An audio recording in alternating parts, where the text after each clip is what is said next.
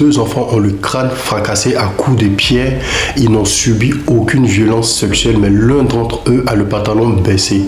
Dès lors, l'enquête débute et va s'orienter vers Patrick Dilts, qui avait 16 ans à l'époque. Il est placé en garde à vue le 1er octobre 1986. Il ne disposait d'aucun mobile, mais a un alibi très solide. Le jour du crime, Patrick Dilts est rentré de son week-end passé à la campagne dans la maison familiale à Dainville. Et dans notre affaire, l'heure est très importante car normalement c'est ce qui devait l'innocenter, mais qui n'a pas été le cas. Il est arrivé à Montilly-les-Mains à 18h45, soit 45 minutes plus tard après le crime déterminé par le médecin légiste. Donc c'est quasi impossible qu'il soit le tueur. En fait, il les a tués comment en fait? Il a transpercé le temps.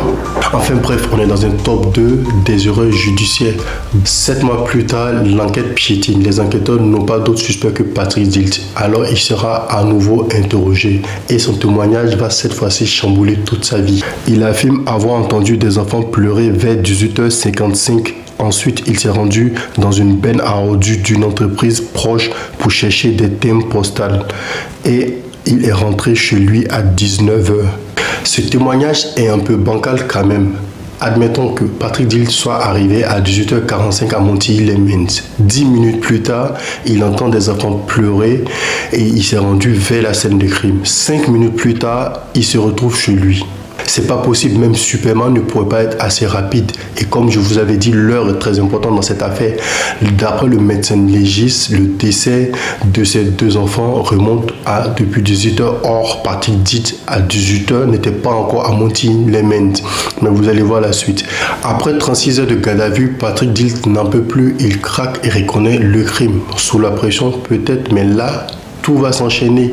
Il va même participer à la reconstitution des meurtres avant de se rétracter 3 semaines plus tard auprès de son avocat. Finalement, il sera reconnu coupable et condamné à perpétuité alors que les horaires et même les preuves ne collent pas. Il a fallu attendre 15 ans pour connaître le vrai coupable, un tueur en série français, l'un des plus dangereux, nommé Francis Holm.